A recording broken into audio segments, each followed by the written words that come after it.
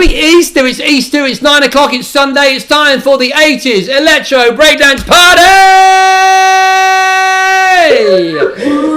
And there's no music. Things are going well. Things are going really, really well. What a great start. What a great... Every party starts like that. Absolutely. You know, you walk in and it's slightly awkward and then you have to get the tunes going. There are no tunes. Technical hurdle. The tunes it's a minor technical... Without a technical hurdle, you're not doing it properly. Every professional thing has to have a technical hurdle. At least one. It's good to get it out of the way at the beginning. What I love, though, is that we've practiced absolutely everything about 15 times, unlike last week when it was a complete technical breakdown in the centre. And it was working well, wasn't it, guys? It was working well. It was, yeah. That's just bizarre. Let me just try and see if this works. Hang on. No, it's definitely not there. Have you tried turning it off and on again? Yeah, that's really strange. Let me just do this. Hang on. Just going to grab that. Computer says no. The computer says no, and there's always that awkward bit at the beginning of a party. Instagram was here first, they snuck in, no one else was here, they looked awkwardly at each other, they made small talk, they talked about the weather, and I think that's how every party starts, right, James? I wouldn't know. I don't go to parties. I have no social life whatsoever, you know? No. Well, parties look a bit different nowadays anyway, so I don't think that makes a huge amount of difference. You've just been practicing in advance for the kind of parties that we roll during socialisation, right? Oh, totally, you know? Well, look. So, winning. Winning all the way. Hashtag winning. Okay, the speaker's just come on, which I think bodes quite well. Should we do the entrance? Ooh. Let's do the intro again. Should we just do it again? Should we all pretend? Totally. Including everyone... out there in Cyberland, we'll just all pretend that none of this just happened, and we're going to go from the very, very top. As I announce that it's Easter, it's Sunday, it's 9 p.m, and it's time for the 80s Electro Breakdance Party! Let's do this! Oh, that was ever so slightly better. Okay. So in case you've never been here before, the concept behind this technical mare of a beast is that we come to you live every Sunday at 9 p.m. We talk about retro culture, 80s, 90s culture. We talk about video games, we talk about breakdancing, electro music. We involve you in all kinds of ways, and we read your comments, and then we set you various tasks to do, like breakdance moves or requests to show us your retro setup. Is that a pretty fair appraisal, James, of what we're doing tonight? I would say that is a very fair appraisal. That is indeed. Okay, so what have you all been doing this week? What have you been playing, James? I have been playing a bit of Doom 64. Have you really? Which is, of course, the version of Doom that came out on the N64. I was lucky to pre-order Doom Eternal, so I got early access to the PC port of Doom 64. So I've been killing some demons, as you do. I know someone else who loves a bit of Doom. Trist, have you had time for it this week?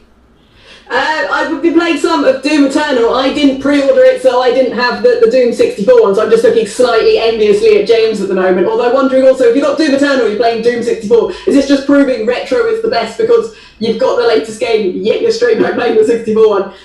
But my computer keeps exploding every time I play Doom. It's too awesome for my hardware, which is proving somewhat irritating. But even so, I've still been having great fun playing it. And also, we had there was a news in the retro gaming kind of world that Streets of Rage 4 has got a retro pixel edition version for the characters, so you can play with the old sprites, which prompted me to go back and play a ton of Streets of Rage 2, because that is, of course, the best Streets of Rage 2. Yeah, I mean, the music, I mean, I might be saying the wrong thing here, but the music's is it the same track done differently on Streets of Rage 2 to the first title? Or is it a completely new tune? Because completely different soundtrack on the second title. Yeah. So my favourite is Streets of Rage 2, but I noticed that they've done 2 remixes actually on Streets of Rage's 4 promo. All I've seen is the promo.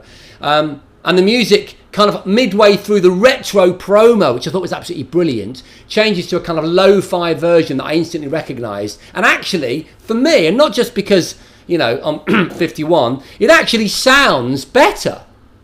It sounds better than... remastered the original soundtrack and made that another option. So if you enable the retro sprites for the game, you can also enable their version of the retro soundtrack as well, which is pretty awesome, because then you can have all the nostalgia, or you can play it with all the new stuff. And I like the new artwork style as well as the pixel artwork style. I feel they've managed to capture a lot of the feel of the original and kind of the vibe, the heart of the original, but made a modern update version. But having the pixelated versions as well is just amazing, and having them fight against each other, so you can have little pixel people versus the modern graphics. I think it's just such a lovely mashup. What a wonderful bonus for them to put in so close to release. Yeah, hugely positive reaction from everyone online. I say that now as I try and lean forward and try and read some of the comments. I just noticed that, did someone say Retro has just joined? Me too cough, says Mad Pete. I'm not sure why you're coughing, Mad Pete. I'll try and sort out your comments on my laptop in a minute so that I don't have to lean forward. Tristan, you did say that you weren't playing Doom this week. What were you playing?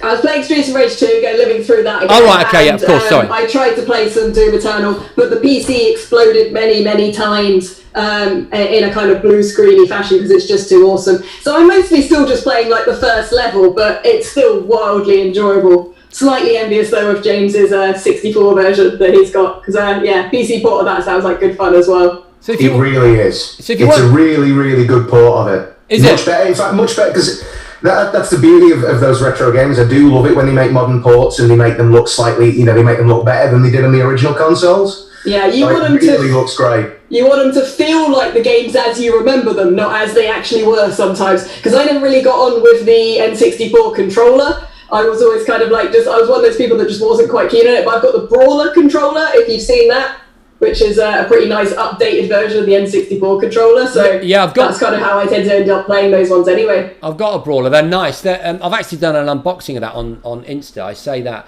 pointing this way because that's where my Insta setup is.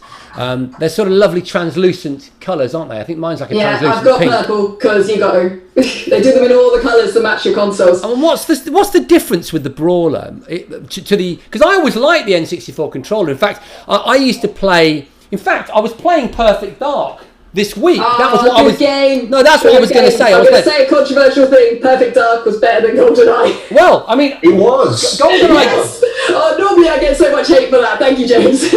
GoldenEye does get the golden joystick, but I do think that Perfect Dark actually is a better interpretation of that kind of gaming engine. But what I was going to say is I love the fact that I can play one-handed on the N64 controller, which is really unusual. There's a certain level of kind of flexibility that you're missing, but in a kind of very simple fashion, you can get the rudimentary controls, basic controls, as long as you're not trying to look up and down. You can play one-handed, which is an amazing thing when you think about the design that went into that. But what is it about the Brawler that's different? I can't remember. They've done the something. Brawler is shaped more like a traditional controller. I'm trying to think where mine is. I don't think it's actually on my backdrop at the moment, but it'll be in here somewhere. But it's shaped just slightly like a more traditional controller. I'll try and get a picture of it up on my phone. Yeah. But yeah, it just, for me, it's like, I think I've got tiny hands as well, so I didn't really I find that the 64, I mean, I found a lot of those controllers, that generation of controllers, didn't quite fit my tiny hand size, to be honest. It was the first iteration of 3D control as well, really, wasn't it? Yeah, I mean, in fact, it was a massive awakening in so many respects, wasn't it? In fact, the N64, in terms of kind of hardware upgrades, really set a standard, didn't it? There's so many new innovations on that console that we kind of take for granted now, because when you're young, you just roll with it, don't you? But actually, totally. It innovated in every respect, both in terms of graphics, in terms of the kind of narrativization. Like Perfect Dark is a really interesting narrativization. It's like a movie. It's like playing a movie, isn't it? Yeah, and I think this was an interesting time in gaming, because nowadays you kind of look at everything and everything's kind of like almost cinematic quality. The difference between the controllers is just kind of personal preference, but they have similar setups. But back then, people were just trying stuff. They were just throwing ideas out there. Nothing else looks like the original N64 controller. Nothing looked like the first Wiimotes, nothing looked like the first Move motion controller. We were trying crazy stuff, and it was a really interesting time to be involved in gaming, because there was such a difference between every console. I've got to just jump to the comments. I have actually managed to bring them up on the computer. So loads of you are talking. Loads of you talking on Insta. I'm on Insta, guys. If you want to look on Twitter, maybe James or cool. Yeah, I'll take a look. Unofficial controller podcast. He's talking about the Z trigger, saying it was amazing for first-person shooters. Yeah. That's what I was talking about. I just didn't know what it was called. Yeah, I hold the Brawler up so people can see the Brawler's shape. And so it's kind of a mix between the traditional controller and the 64 controller. Yeah, and there's the comparison between the two. There you go. Pulled one up in a similar colour as well, just so you can see. I like it in red. I wish I'd gone for red. God, red I had looks to get good. purple. I've got, you've got to stick with the branding, haven't I? I have to get the purple one. My preference Then is... it matches my 64 and my Nintendo Game Boys and everything. They're all purple, I know, I think that's the way to go. I'm similar in that I like to go completely transparent. This is obviously my first generation Xbox. I do love the translucent stuff. In fact, I'd like to be rich enough to have an entirely translucent collection of all the main consoles. That would be so cool, wouldn't it? Yeah, on a translucent, kind of shelving system as well. And I love it. just make the whole thing completely just allow light through. So let me just look. Never had the 64 Ducks for cover, says Rye Stars. I can't believe that. Rye Stars is one of my regulars on Instagram. Good evening, everyone. Oh my God, a Speak and Spell. They were really expensive and they were new. This is the way 3D. Let me show you the Speak and Spell actually. In fact, should we cut to the Speak and Spell moments of tonight's broadcast? It's a thing of beauty, and you can't deny people, looking at it if they've spotted it's there. It's a piece of our childhoods. Oh yeah, they're beautiful, beautiful things. What I'm going to have to do is just stand up so I can see it and get close to the microphone. So what you get when you first start it up, it's difficult. You won't be able to see. I'll try and give you a closer shot in a second. But it gives you one of 4 difficulty levels for your spelling challenge. So that's A. You can move to B or D. I'm going to go to B because it turns out... The voice of nostalgia.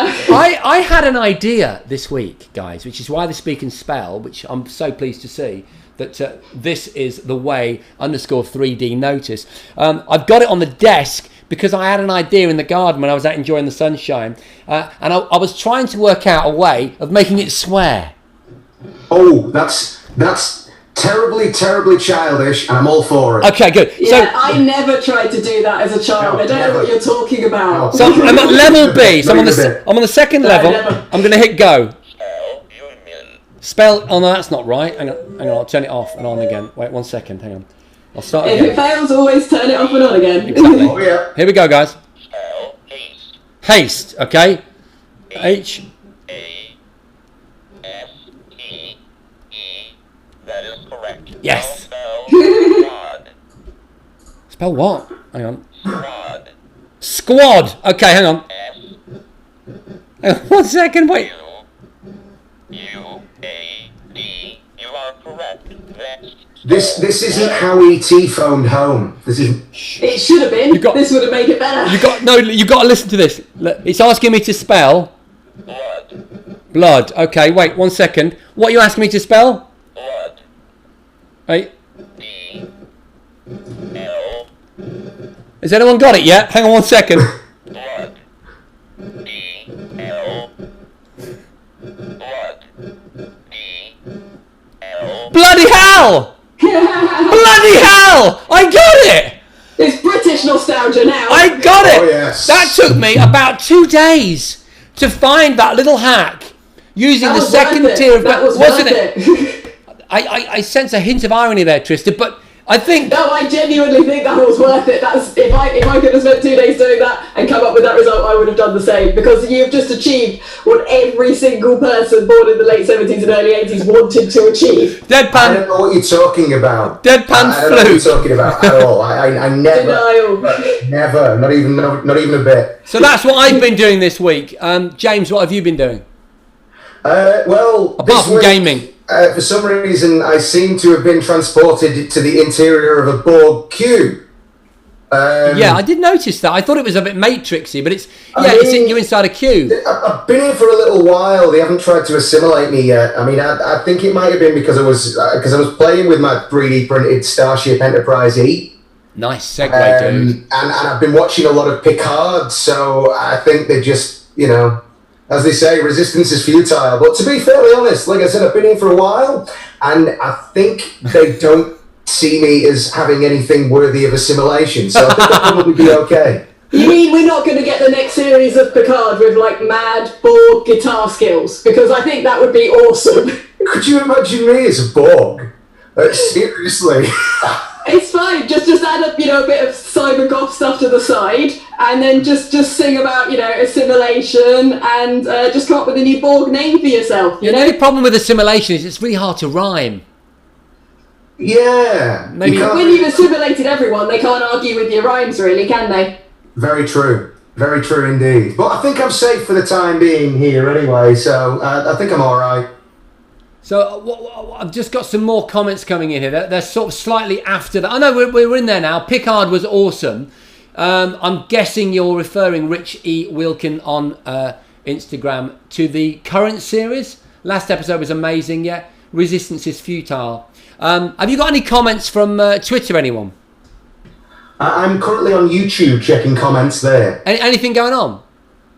We've got Assimilated by the Borg, Picard playing guitar, to a couple of, when they were saying about your speak and spell, they said you should have done some craft work, you should have done We Are the Robots. Yeah, the only thing with it, unless I'm wrong, and please tell me if I'm wrong about this, but you can't, it's not that sophisticated, so you can't like type in a word and then have speak and spell say it. That doesn't actually happen. Like you have to respond to the pre-programmed word. So it's not a voice synthesizer in the sense that we understand what a voice synthesizer is. It's far more rudimentary.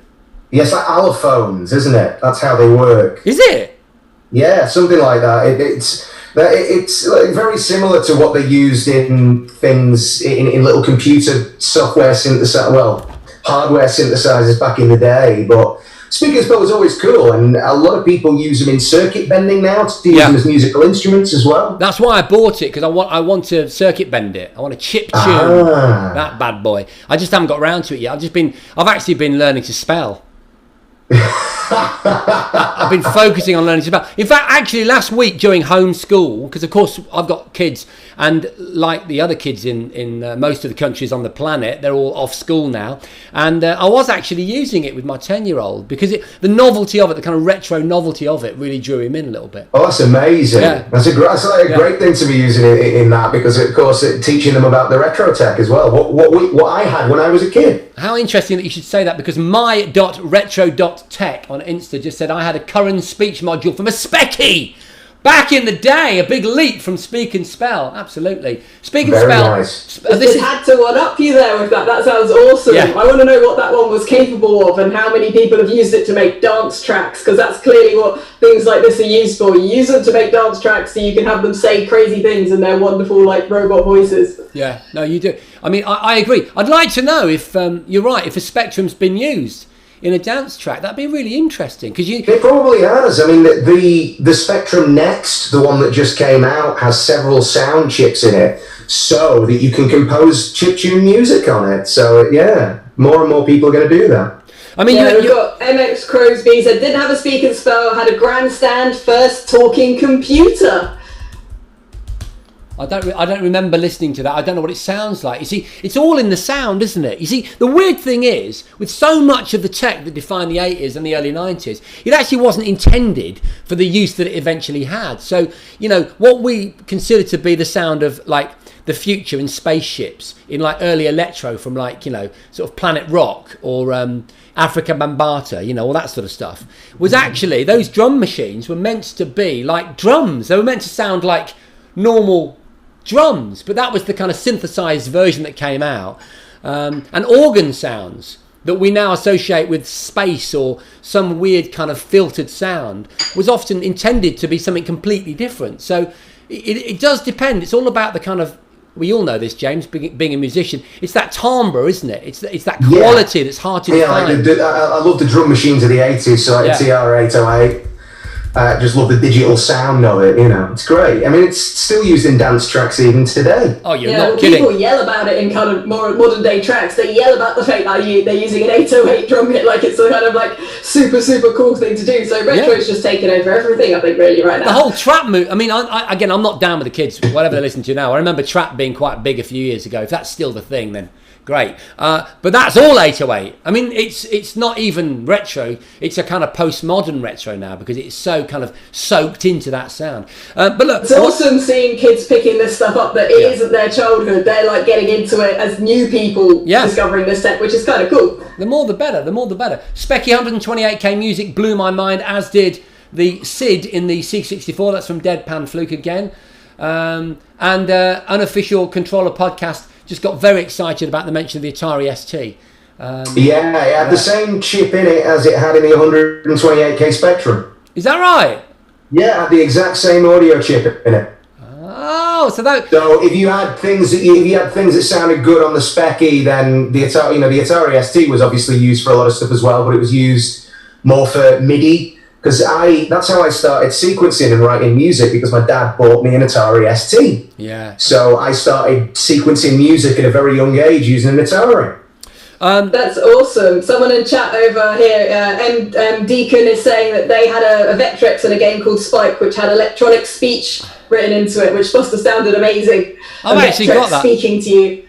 I've actually got a Vectrex. It's just there, right? I won't pull it out because it's all wired in. And Spike is one of my favourite games. Who was that said that? I remember the day you bought that. I remember the day you were with me. Bought it. You bought it at Manchester Play Expo last year. I did. And I've wanted one, no exaggeration, since 1983, when they actually, I think they went defunct. I'm pretty sure they had like a year of availability in the UK. And it took me a good 30, God knows how many years to get my hands on one. But Spike's brilliant because it's got this really weird perspective. It's kind of like almost a 3D platformer. It's very, very odd in that kind of vector style. But But yes, the synthesis in that game is exceptionally 80s. It's gorgeous. Yeah, well, again, I think it's the same kind of audio chip in the Vectrex as well, because that's why the Vectrex has such great audio capabilities. I would bring it down and have it in this. In fact, I will at some point have it on the 80s Electro Breakdance Party. The issue I've got is what a lot of people have with the Vectrex, which is that I've got this kind of audio hum. There's something about... it's the same on all of them, mate. Yeah. They use bad shielding. Yeah, so it's a hum that you just get from the CRT in it, going through the badly shielded cables, and then you just get a hum on the audio. Every single one of them has it. It's just purring, it's happy. I like it. J-Drive 2000 is saying Gauntlet 2 was their first experience of synth speech. Blue Wizard is about to die, seems to be the phrase they remember there. Oh, brilliant. Does anyone remember B-17 Bomber? B-17 Bomber. Yes! I loved it. And that was only produced if you were lucky enough to be able to not just buy, but get hold of the sound module for the Intellivision, wasn't it? I mean, at least it was Intellivision that I played it on. I don't know if it was on any other console at the time, but I remember that. Okay, look, we just... I think we've covered that exhaustively. Still on the subject of retro, though, I'm interested to bring in a new idea this week, which we're calling... setup of the week, okay, or setup Smackdown, whatever you prefer. Every day almost, certainly on Instagram and on Twitter, I'm treated to a bevy of amazing setups, all of them better than mine. I aspire to be as good as some of them. I've never organised enough with my cabling and my power management, and I don't have enough televisions, but some of you do. Your setups are absolutely extraordinary. Bex, who have we chosen this week to be our setup Smackdown? We've got a couple of... I need to get the picture to load. We've got a couple of people that sent some in. You need to tell me the names that came in with these, because they came into your account. So this is all one guy, and it's Did Someone Say Retro, Bex? If you hold it back a little bit, pull it back a little bit, and it'll be clearer. You're a bit close to the lens there. Yeah, look at that. So he's got a Castlevania there, and then you can see the consoles down below. I'm looking over here. I should be looking here because I've got a double video feed for the guys. NES, is that a Super Nintendo? I can't quite see. I don't know what the one on the second from the right is. There's a NES, a SNES, a 64 and a GameCube down there. Oh, there you go. Thank you. Well spotted. There's some other pictures as well from some other angles. He's a really good guy, Did Someone Say Retro. His content is absolutely excellent. I love it. This is an image of his gaming collection. Doesn't show through the medium that clearly, but you always check him out on Insta. But what's cool about him is just how organised he is. You noted in that shot, did you there, James? Just how he's got all of his titles in his cartridges all kind of like organised. It's a beautiful setup. Yeah. I'm just envious of anybody with a games room at the moment and the way they have them set up, especially when they've got the LED lights all over the top of the consoles, and it looks crispy. It looks really sweet. I think this one will make you jealous as well. It's in your area. It's got a guitar going on it as well, so I think that will make you quite jealous there, James. Who's that? I can't see the title. I can't see it on Instagram. Let me just find. Did Someone Say Retro is the name of the guy. Did Someone Say Retro? Great content, loads of videos, loads of playthroughs. He often asks people what they'd like to see, what they'd like to play, and he puts it on his little CRT. I think it's a. Yeah, I don't know what the CRT clearly is. he rocks out, and there's a load of Game Boys up on the top shelf above that stuff as well. It looks like a rather awesome setup. Nice. I think it's a room we can all aspire to have that. There we go. Hopefully you've got an opportunity to see it there. Do check him out. If you've got a retro setup to rival that, then please let us know. Use the hashtag 80s Electro Breakdance Party. And let's go with Set Up Smackdown, guys. Hashtag Set Up Smackdown. I think that's the best one. Good collection, says Batteratis. Batteratis, have I pronounced that correctly? Who knows? Handlebar Brown. My eldest just gave his old Xbox to my youngest, and for years it was 480p. That's not the price.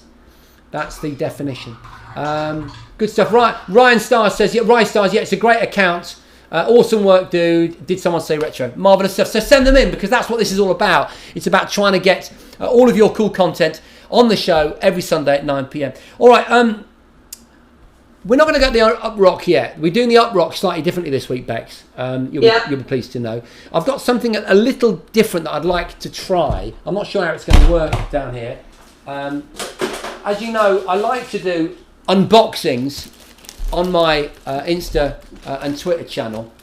So I started unboxing this week. If you know what this is, then do let us know, because I did a little sneaky peek. Big smile and a thumb up there from James Wakelin 95, and he's got hearts in his eyes. Can you see the Japanese writing on there, Bex? Not quite, but I shall take your word for it, and I'm even more excited now. Okay. I need to see what this is. Okay, so I'm going to very carefully try and open this, because I haven't brought myself any form of scissors or knife, so I don't want to damage the box, which has come all the way via Sore Thumb Games in York. Do you know that shop? I don't know them, but there's a load of wonderful shops all up and down. Retro Games. Do you know him, yeah? He's a good guy. Lee, he's a lovely guy. He goes to Japan regularly, and he went to Japan just after Christmas. It took a while for me to get this, with the lockdown being what it is. It's going to be a tricky one to open with no knife, but you just have to go full Hulk on it. Very carefully full Hulk. This is why I do my Joe Wicks, though, isn't it? Ultimately. Right, 1 second. There we go. Is this like Christmas? It's very, very like Christmas. There's something. Ooh. There's something of a telltale title. That's a bit of a clue there, yeah. Oh, look at the condition of it. Oh my goodness, that looks like it is fresh out of 1989. Yes! Look at that, isn't it beautiful? Respects to whoever has been taking care of this up until this point, and also to the shop for keeping it in such amazing condition and posting it so well packaged. Oh, that's beautiful. Oh man, I was just looking at the comments there. Everyone's getting very excited. Let's just continue the unboxing. It just occurred to me, guys, that that Sunday night at 9 o'clock is the time really for an unboxing. So I'll try and keep unboxings whenever I can. There's even sellotape holding. Give me 2 seconds. I've already resolved one question I had, which is that it's the PAX one. Can you see that? It's the PAX edition. Yeah, I'm just going to bring that across so that Insta can see it as well. Look at this inside. God, it's in fantastic condition. That is beautiful. Like so some child very much loved that and took care of it. Like I always thought I was a weird kid because I kept my consoles boxed and all the packagings, and I didn't send off the guarantee cards because I wanted to keep everything that came with them. And I'm glad to see someone else also did the same. I feel validated. You are absolutely validated. I mean, look at it. It's incredible. This is unusual. I don't know if I'm supposed to be doing what I'm doing. Look at the state of that. This is obviously the receiver, James. Look at it. It's ridiculous. That's amazing. That is incredible. I'm not going to be able to set it up because we don't really have the time to set it up. And also, just looking at it is an absolute treat. Look at it. It's a power that is for taking over the universe, isn't it? It's for evil boss characters, isn't it? It is. You're somewhere between Darth Vader and a computer. What more could you want in life? Absolutely. I mean, it was only on the market for a year from 89 to 1990, but so obviously a small number of people wanted to be an evil Sith type boss made of Nanez, but amazing. Isn't it? I'm wondering whether this could work in lockdown at the supermarket. because I'm a bit paranoid about touching everything. So you know. Can you force grip everything with that? I think there's a force grip button on it. Let me have a look. There must be. God, you know what? I should have done my research because I don't really know that much about it. These are this is obviously how it positions itself, isn't it? Which is why these things, which again I don't want to drop, that's why these things are so big. Look, that's the receiver, isn't it? There, and that's the emitter. Is it sound based? Someone tell me on the chat how this thing works, because I know you'll know more about it. Don't snap your fingers. I won't do. Can it run Crisis? My guess is no. That would be hilarious. Can it run Half-Life Alex? Oh man, can you imagine though? It's beautiful. Can you see inside it? As I'm just going to try and put it on. That's immaculate condition. That's amazing. I mean, it's such a shame it didn't really take off that well. There were only sort of, I think, 2 or 3 games released specifically for it, and the fact it wasn't packaged with a game was another thing that kind of made it something that was difficult to get uptake on as well. And generally people said the controls weren't the best, but I don't think that should have mattered because you look like Darth Vader. I don't know how that didn't just override all other issues. I love this. I love it. I do feel really empowered with a sense of I love the power of love. It's so bad. Yeah, well, maybe it is the power of love, but I was thinking more the power of evil and the fact that I could hack this and get these buttons to trigger maybe explosions or lasers. This is amazing. I'll definitely review this. I've got to make sure that my Famicom is actually functional because it's a little bit dodgy, my Famicom. But I'll get onto that. We will have it working at some point. Beautiful. Yeah, it's ultrasonic. There are 2 ultrasonic speakers, transmitters in the glove, and 3 microphones, receivers around the TV monitor. So there we go. That is your superpower. You are now ultrasonic. Thank you. What are you going to do with this power? Very nice. I'm going to find a cheesy Japanese game to play. That's what I'm going to do with it, Bex. Yeah, so it has fibre optics in there to detect what you're doing with your hands as well. And it's just so cool. Again, as we were saying earlier on, these were the times where people and companies were really just experimenting with really out there ideas, and stuff like this is just brilliant. I love it. I'm thinking as well, it's probably hackable, isn't it? It's probably very hackable. And it would be I would think so. I'd be interested to see what else you could get it to do. I'm assuming you're going to combine it with the speak and spell and then make some kind of music that kind of Macross style can be used as a weapon and then take over the world. I mean, that's what I'd do. I'm assuming that's just the standard response. Yeah. James is now really, really engaged. I'm just checking up on like comments and having a look on some stuff as well to do with the Power Glove. So what are people it's saying? Very, very, very cool. So Titanium Shell, nice to see your name coming up there, dude. He says I look like a wizard. And Mean Machine Dean said Jason has reached his final form. You're so right. I was meant for this. This feels possibly Grayskull. I love it. Okay, good stuff. Right, so we come now to the part of the show that I think most of you got most excited about last week, which is the up rock. So I challenge you each week to up rock me. We're going to do it slightly differently this week. We have got some challengees, but what I've got is an amazing guy from France, whose name I think I'm saying correctly because it's a kind of text-speak French version of an English word, which I think is pronounced teenage, but it's spelled Tiinadg. And he contacted us after last week's show. The main difference between him and me would be, well, he's actually a really good breakdancer. Bex, have you got some video evidence to show us? We have got a couple of videos that were sent in, if I can get that to load up. Please. On my device here. It's the loading bar of doom. It's the loading bar of doom. Stream it. Is it too awesome to play? Stream it on. Get it on. A minute ago. It's gonna come. Don't worry. It's gonna work. Hey, you might need to press the play button. Bex, press the play button. I did. It's a loading bar. Okay, I'll see if I've got it then. Give me 2 seconds. I might. Oh no, there we go. There he is. Look at that guy. Look at him go. Hang on. Let me give him some music. Give me a second. Hang on. I need to come out of the chat, otherwise I'll start playing myself. Let me give him some tunes here. 1 second. Is that on a loop, Bex? You want to play it again? Let's give him a tune. This is a little tune I've been working on this week, actually. I'll play it for him. Awesome. There we go. Hang on. Give 1 second. Let's go. There we go. Absolutely amazing. Love it. Look at that. Isn't that incredible how he combines so many of the moves that we used to do in the 80s? We did those moves, Bex, okay? Yeah. Like freezes like that. Just one more time, Bex, if you would be kind enough. 1990s, which is the one when he's spinning on his hands in a kind of handstand. Open leg flares. Windmill. There's the open leg flares. There's the 1990. There's the windmill. Head spin. Flares again. And then another 1990. Then I don't know what that one's called. Someone on text will tell me.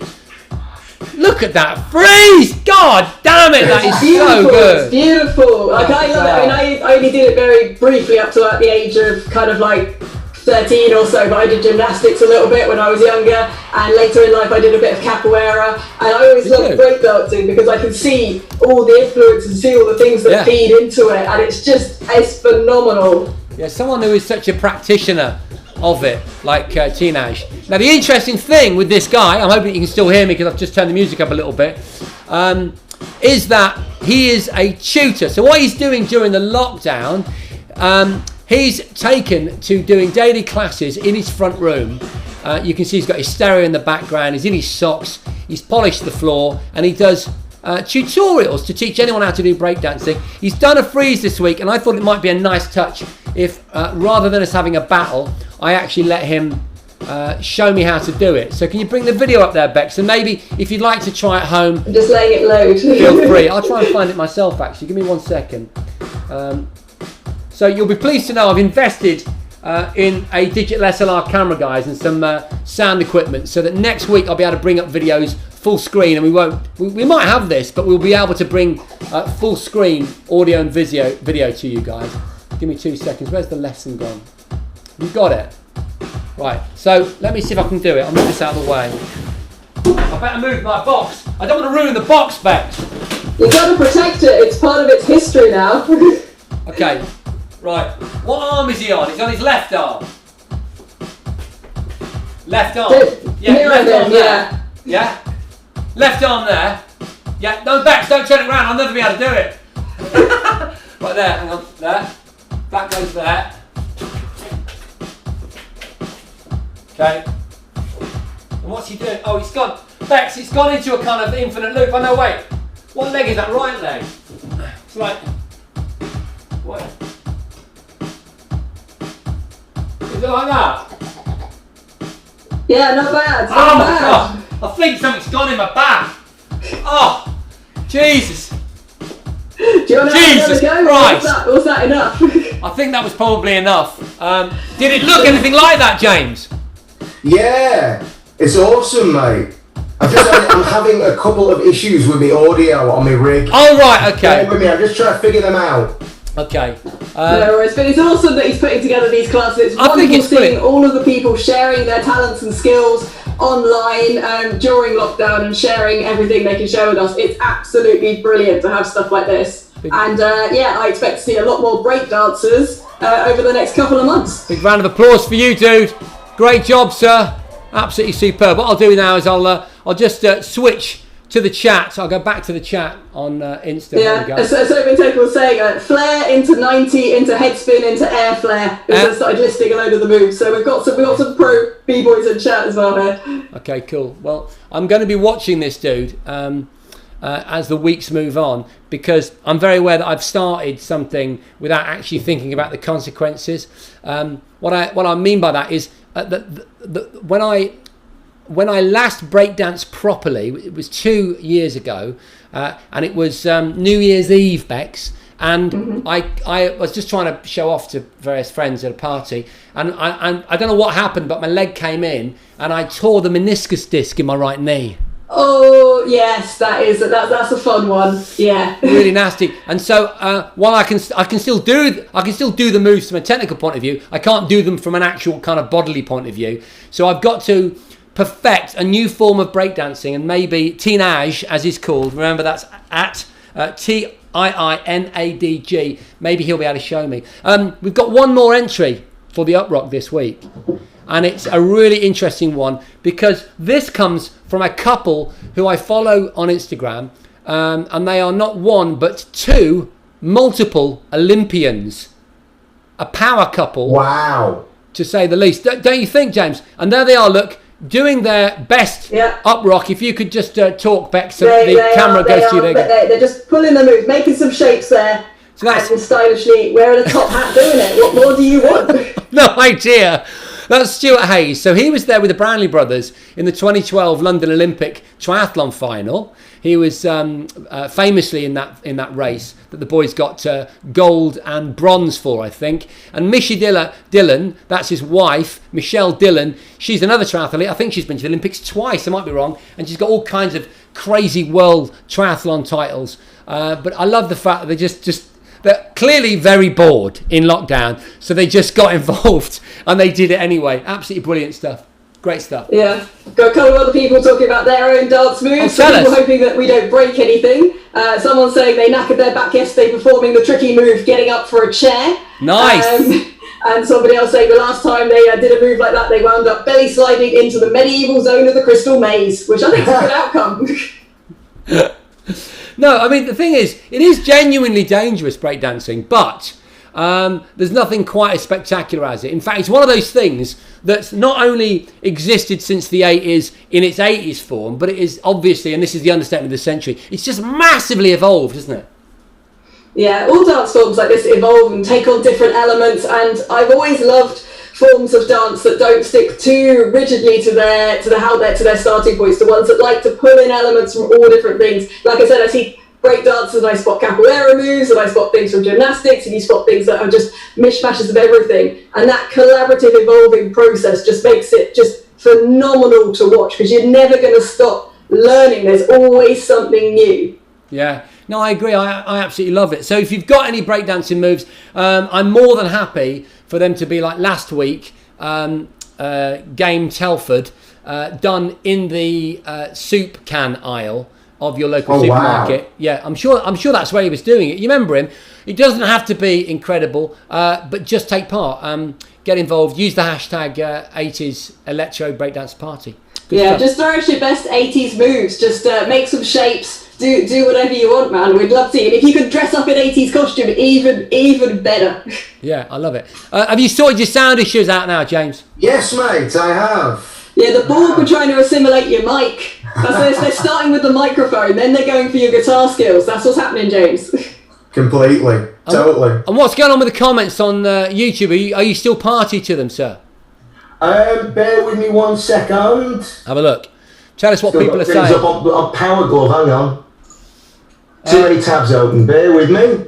There was definitely a lot of love for the Power Glove and a lot of love and admiration for the absolute pristine nature of that box, and a few people also loving the Famicom that's in the front of the shot as well. So I think we're safe to say we have a lot of love for it, and I wish I'd had a go. I've never used it. I've also never used a Virtual Boy. Has anyone in chat used the Virtual Boy? Because I've been to so many amazing retro gaming events and never had the time to use one. Have you used one, Jason? Well, but you recently went to Japan, didn't you? Because I followed lots of your videos and images on Instagram. Did you not go to Super Potato in Akihabara?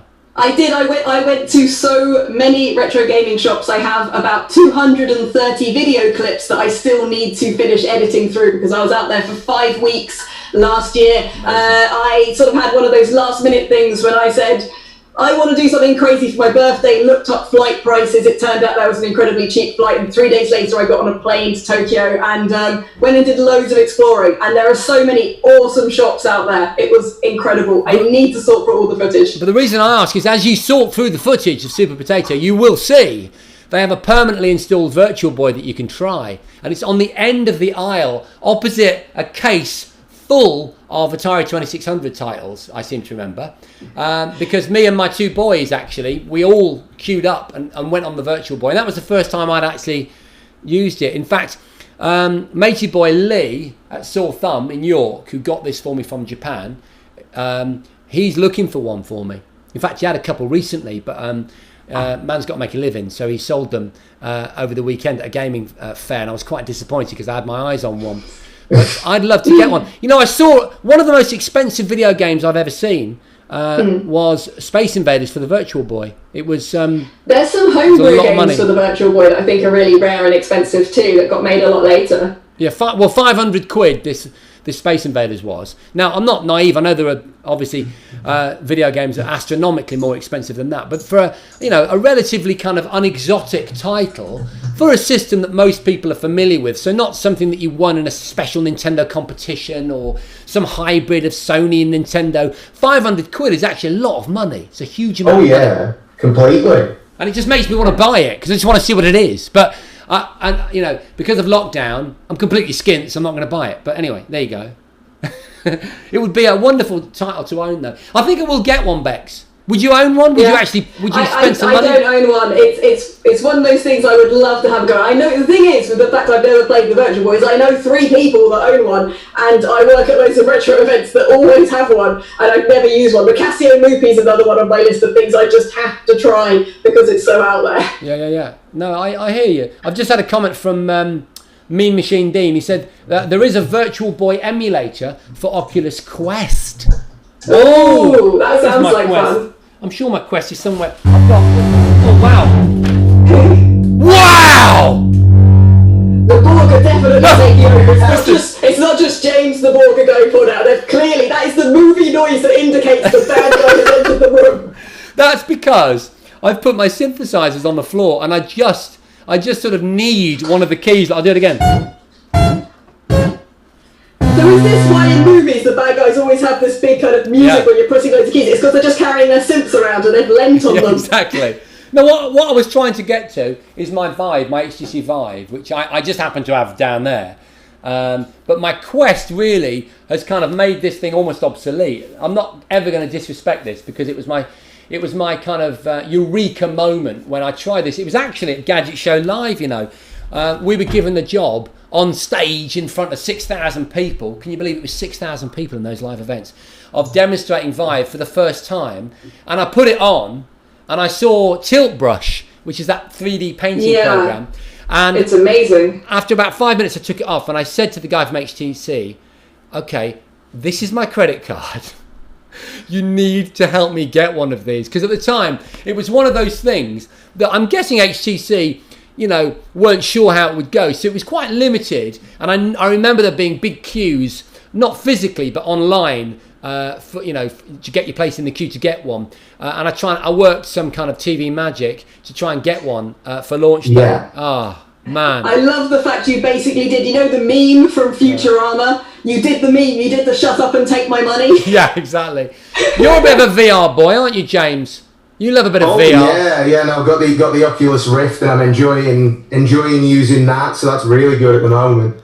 Yeah. Really good. I'm playing a hell of a lot of Beat Saber. It's a good way to keep fit. No, it is actually. Beat Saber is life, definitely. Yeah, totally. Yeah, no, but Quest has done it, hasn't it? Quest has really grabbed that and to make it relevant. The Quest is, I've not tried one yet, but I'd really love to try one if I could get hold of one. So hopefully, maybe in the future, get hold of one. I was impressed by the Quest. I didn't think it was going to have quite the punch it does, but they're really, really good, and it makes it a lot more accessible, I think, to pull a lot more people into VR. And we've got somebody in the comments over here, J Drive, saying, my first experience with VR was Sega World when the Trocadero was still in its better days. Wow, haven't thought about that for a while. Who else went to the Trocadero and played the first VR games? Yeah. I mean, weren't we talking about that earlier when we were setting things up, James? What was it? Was it Virtuix? What was Virtuality. Virtuality. Yeah. I remember using Virtuality as a kid, like years when I was about 5 or 6 years old. Yeah. No, it was incredible. It was blocky. The frame rate was about 12 frames a second. Yeah, absolutely incredible, mate. And for the time, it was great. But to bring it full circle, for me, what Quest does is it brings that 80s vision of what virtual reality was meant to be, in a very sobering moment, a kind of future perfect moment. When you put Quest on untethered, so you're genuinely free, you think, yeah, we're there now. Like, we are so nearly, we're nearly there. I still think there is another generation of definition to go. Yeah. It's still slightly kind of distancing in terms of resolution. So 4K per eye, like that. I forget what that one is. I forget. There's one that's 5. There's a 4K variant, a 5K variant, and an 8K variant. Forget what it's called. Maybe you could tell me. The Pimax. The Pimax, yeah. Yeah. Pimax. You know, I do feel that definition is required for that fully immersive experience. But from a physical point of view, Half-Life Alyx on Quest, I can tell you, using the tethered cable, mind you, in order to get the grunt of my AAA gaming PC, which is just here. That's what you need to drive Alyx. But playing Alyx on VR is just, it's the future. It's literally, it's whatever, you know, Flynn felt in Tron. It's like you have entered the Matrix. You are inside a computer, and the VR you were promised in the 80s and early 90s has arrived. Yeah. Incredible. Absolutely incredible. Yeah, we're getting near the kind of holodeck kind of stage now, which makes me incredibly happy. And it's also as well seeing loads of indie games coming out for it, and how many early adopters there are in the indie scene making some really, really cool things for VR too. Yeah, no, I agree. It's we've really got there. Well, look, we've done 50 minutes. Can you believe that? 50 minutes. Time flies when you're having fun. It does. So I think we should finalise things right now with another item that I think we're going to be trying to do regularly, between James and I at least, and it's called the sound alike. So the concept is basically that we try and circumvent copyright by doing a sound alike of a classic 80s or 90s tune. And I'm starting the bidding this week, James, aren't I? Yes, you are, mate. It's up to you. Yeah, so I'll just get this. Hang on, one second. I'm just going to get rid of the Insta chat, otherwise that's going to provide me with a bit of a howl round. Okay, let's have a look. What have we got here? So this is a tune that I absolutely loved in the 80s. I'm going to try and give you a bit of context for it. So you're going to certainly need to be either seriously into your 80s electro funk, or you'll need to have been around in that time to have seen this group on 620 Soul Train, on Top of the Pops at the time. You can find them on YouTube. I'd say they're niche, but then this song has been sampled many, many times by a lot of modern artists. So this is going to be quite obscure. I'm going to look as we close the show to the comments, although I'm not very confident that you're going to get there. If you could look too, I'll be really impressed. If not, then use the hashtag 80s Electro Breakdance Party in the week and see if you can get to it. Let me just find it first of all. Okay, here we go. Let's see if this works. Just going to get the sound up. Hang on. There we go. Let's give it a go. Hang on, bros. I think this is the one.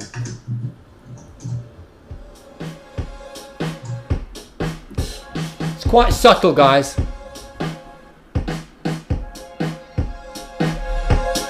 The remix of a classic.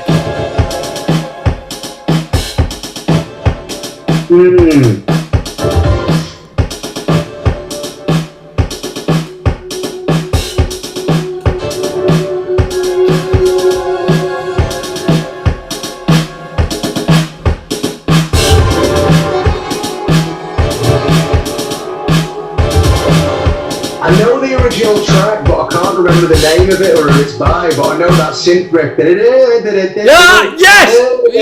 Yes! Yeah. Okay, so that was the riff, right? Yeah. Yeah, that was the riff. I'll do a little bit of a little bit of body popping.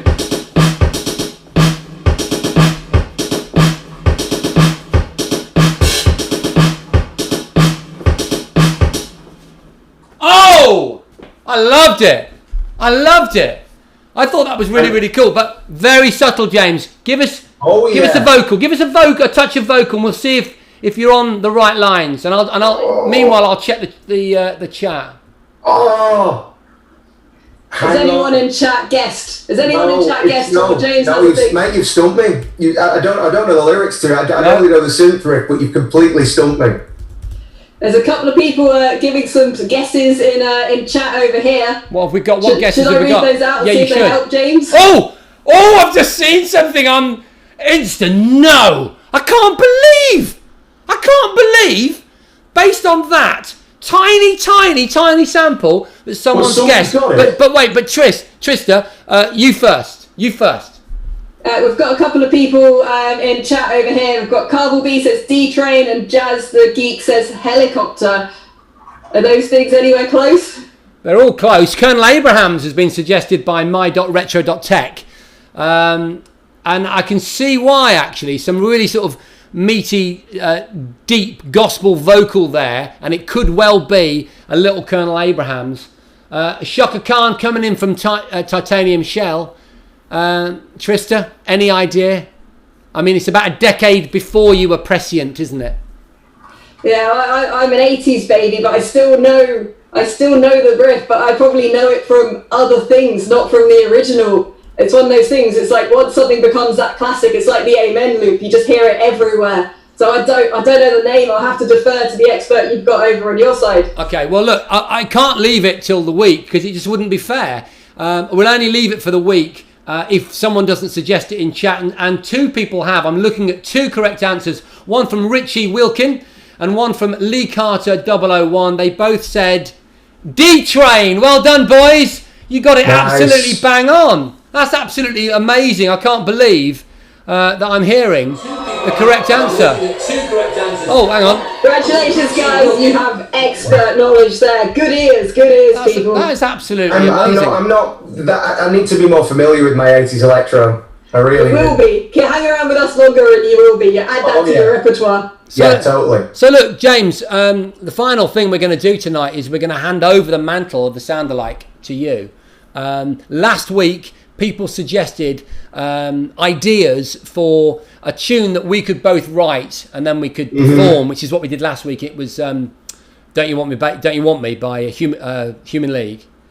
But because of copyright issues, we've decided to change it, hence why we're doing the Sound-alike thing. So I'm passing the mantle on to you, my friend. I want a classic 80s tune. Feel free, everyone in chat, to suggest what that tune might be, and James will select one. And then you've got to take a trinket, all right? A tiny little trinket of something sound. From it, like a little sample or something from it. Don't make it too easy for him, because he didn't make that easy for you. That was a really tricky one, but I'm so impressed that those guys got it. That's absolutely amazing. Well, what can I say? That is basically the end of the show. It's been absolutely brilliant. Next week, we're going to be trying a slightly different setup. In fact, I do want to pose a question, Trista and James, to you guys and also to our audience. And this is one that you could definitely... I'm just seeing Paul Hardcastle come up 19. That's a great suggestion, James. That's a great suggestion. We don't know, though. Maybe you won't choose it. Maybe you'll choose something else. Maybe something from Howard Jones. Who knows what you're going to choose? Maybe Gary Newman, taking it very early 80s, maybe late 90s. Or Depeche Mode is a group that I think would definitely fit with your tattooed arm aesthetic. Yeah? Sort of dark synth metal. That's a really interesting idea. What was I talking about? I've completely forgotten. What was I going on about? The tech setup for next week. Yeah, so basically what we're going to do is we're going to investigate doing this show on Twitch, okay? And that's based on the fact that, you were doing something amazing this week, weren't you, Bex? Which I was drawn into, and I was absolutely blown away. And it really made me understand the value of Twitch. Just what was it you were up to this weekend? Well, this weekend I was helping out a comedian called Robotron with their 48-hour live stream for NHS Charities and Mind, which left me manning a very, very wonderful setup, one that I'm quite envious of for them. And we're doing an entire show for 48 hours straight live on Twitch, and I manned 10 hours of it solo, and it was a brilliant learning experience. And I've brought all that knowledge back, and I'm adding it to the knowledge I had from my much more small setup that I've been using for Twitch streaming, and we're going to see what we can put together, and we'll try and incorporate the speak and spell too, why not? Why not? I think we should. Why not? No, and I should say actually that Trista Bytes' feed on Twitch is absolutely superb. It's so interactive. Oh, thank you. And it's the interactive thing. In fact, I subscribed this weekend, Trista. I don't know if I actually told you that, but I subscribed to you. It's the interactive nature of Twitch that really impressed me. And really, this show is all about you lot, okay? I keep looking to the left because that's where the Insta camera is. It's all about all of you on Twitter, on YouTube, and on Instagram. So it's really important that either mainly on Twitter and Instagram, you let me know whether you'd be cool installing Twitch and going with it. You just got to set up an account. It's really easy to do. Yeah, I use Twitch anyway for streaming, and so does Bex. So yeah, not a problem. Okay, so there we go. We've got two complete aficionados of the Twitchosphere on the team already, and I'm thinking that maybe we should move the show to Twitch. But let me know. It's really important that you want to watch it on Twitch. That's the main point. And with that, I think basically that's it. It's the end of the evening. It's whatever time it is. It's getting on for 10 p.m. It's 1 minute to 10. We've done almost an hour, ladies and gentlemen. Wow. It's been incredible. Thank you so much. Thank you very, very much to James. Thank you to the amazing Trista. You both completely rock. I'm going to go Thank you so much. Thank you for having us. Thank you for having us, man. I'm going with an air horn and hopefully some cheering. Well done, guys. You've both been amazing. You've all been amazing. That is it for the 80s Electro Breakdance Party. Hopefully we'll see you same time, same place next week. Sunday, 9 p.m. See you then. Take care, guys. Thank you.